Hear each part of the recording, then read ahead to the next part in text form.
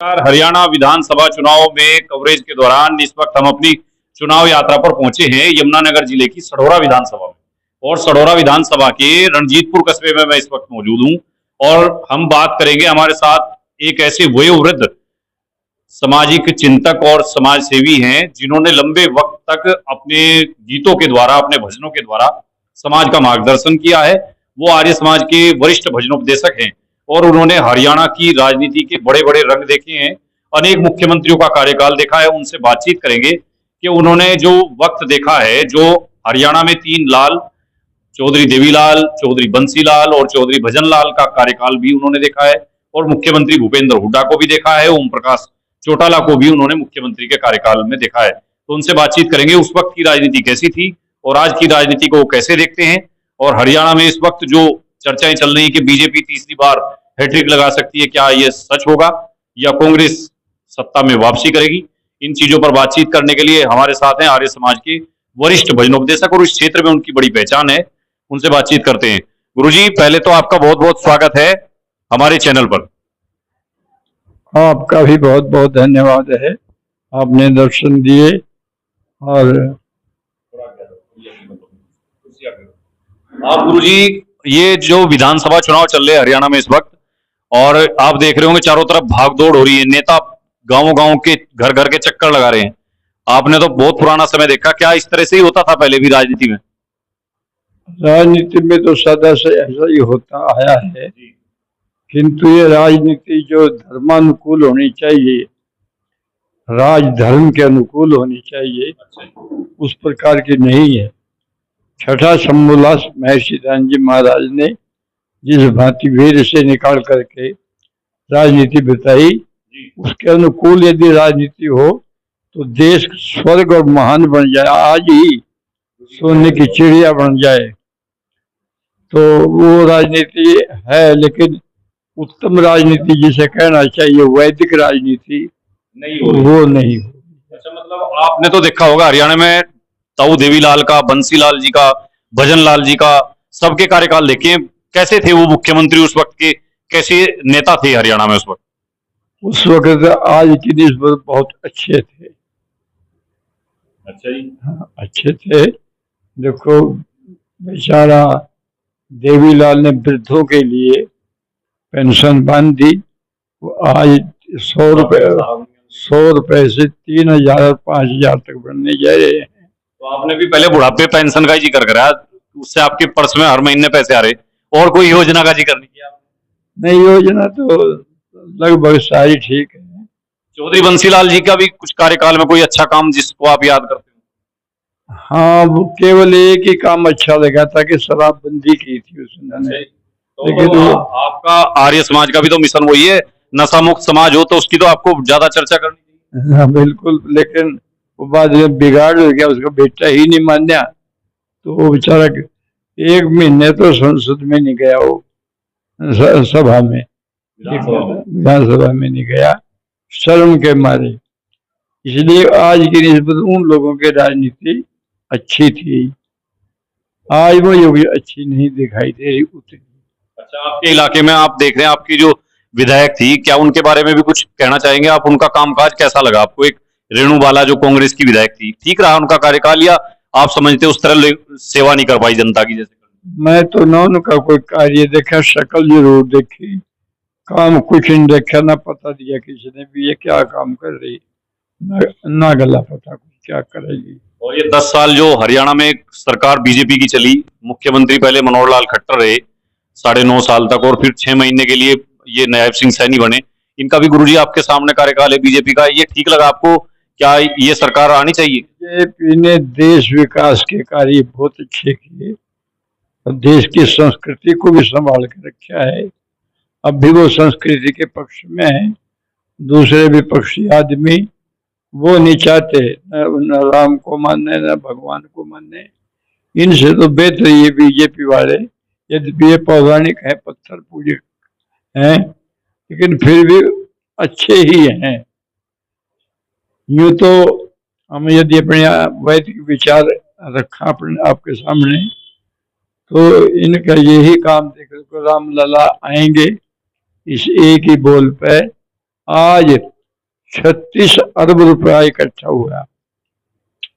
इस बात की तो खुशी होती है कि राम कितने महान थे। जिस आदमी की तस्वीर पे, केवल तस्वीर पे 36 अरब रुपया जिसके नाम पर इकट्ठा हो गया हो, वो वास्तविक असली राम कितना महान होगा। ये तो खुशी हमें भी है। लेकिन ये कांग्रेस के लोग कह रहे हैं कि इस बार हरियाणा ने बहुत उत्पीड़न सहन कर लिया, अब ये सरकार हटानी है, जमींदारों की, किसान मजदूर की सरकार लानी है और भूपेंद्र सिंह हुड्डा आएंगे, कांग्रेस आएगी। यह कुछ बात हमें भी अच्छी लग रही है लोगों की कि किसान की तो कोई खास पूछ नहीं है, किसानों की इज्जत हो, पूछ हो इनकी, और इनके भी कार्यक्रम बढ़िया चल रहे हैं। किसान के हक में ये पीछे रह गए, कांग्रेस ठीक है। अच्छा गुरु जी, आपका एक पुराना बहुत गीत है, भजन है आपका, हमने पहले भी सुना, स्वामी रामदेव जब आपके यमुनानगर में आए थे उनके मंच पे भी आपने सुनाया था नेताओं को लेकर के। क्या उसकी कुछ लाइनें आपको याद हैं? कुछ सुना सकते हैं आज के नेताओं को, आज की राजनीति पर? हाँ, वो भूल गया, एक दो लाइन याद होगी तो। हाँ, तो लेकिन गला कुछ ऐसे ही सह रहा है क्योंकि 3 महीने से मैं रोगी रहा। हाँ, एक दो कह दूंगा। आज देश की हालत को देख करके रोना आता है। सच कहा जाए, बहुत बुरे हालात हैं और होंगे आगे भी यदि ना संभले तो। वतन की जो हालत सुनाने लगेंगे, वतन की जो हालत सुनाने लगेंगे, तो पत्थर भी आंसू बहाने लगेंगे। वतन की जो हालत सुनाने लगेंगे, पत्थर भी आंसू। कहीं खो गई है आज आदमियत, कहाँ खो गई है आज आदमियत, जिसे ढूंढने में जमाने लगेंगे। वतन की जो हालत, वतन की जो हालत सुनाने लगेंगे, वतन की जो हालत सुनाने लगेंगे, तो पत्थर भी आंसू बहाने लगेंगे। हमें क्या खबर थी, हमें क्या खबर थी कि अपने सगे भी, हमें क्या खबर थी अपने संबंधी गैरों से बातें मिलाने लगेंगे। वतन की जो हालत, वतन की जो हालत सुनाने लगेंगे, वतन की जो हालत सुनाने लगेंगे, तो पत्थर भी आंसू बहाने लगेंगे। वतन की जो हालत। बहुत धन्यवाद गुरुजी, और बहुत अच्छी उन्होंने अभी अपने गीत के माध्यम से गुरुजी ने ये सुनाया कि किस तरह से देश के हालात हैं और राजनीतिक परिस्थितियां क्या है। अगर अभी भी ना संभला गया और राजनीति में ऐसे साफ छवि के लोगों को ना लाया गया जो सेवा भाव से राष्ट्र का काम कर सके, तो राजनीतिक परिस्थितियां ऐसी बिगड़ेंगी, देश बहुत पीछे जाएगा। और समर्पित लोगों को, जिस तरह के लोगों ने सपना देखा था देश की आजादी के वक्त, उनकी वकालत की है। हमारे साथ थे आर्य समाज के प्रचारक हैं, राष्ट्रीय स्तर पर उनकी पहचान है महाशय रुवेल सिंह जी। उन्होंने अपने गीत के माध्यम से जी, जवानों को देश संभालना चाहिए। यदि जवान आगे नहीं आए तो देश बचने वाला नहीं है। और जवान नावल पढ़ने में किस्से पढ़ने में, मोबाइल। ये मोबाइल देखने में, चित्रहार वगैरह इसमें मशगूल हैं। इसलिए देश की परिस्थिति बड़ी गंभीर है, हमें तो खतरा है भैया हिजड़ापन, देश का हिजड़ापन छाएगा देश में। तो नौजवानों के लिए कहोगे कुछ, कोई पंक्ति है? नौजवानों के लिए एक ही पंक्ति है कि समय पर जो जाति, समय पर जो जाति बदलती नहीं है,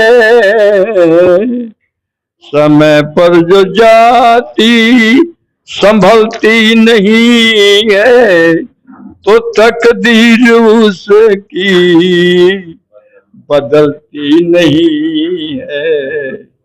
समय पर जो जाति हाँ संभलती नहीं है, तकदीर उसकी। और आगे बताया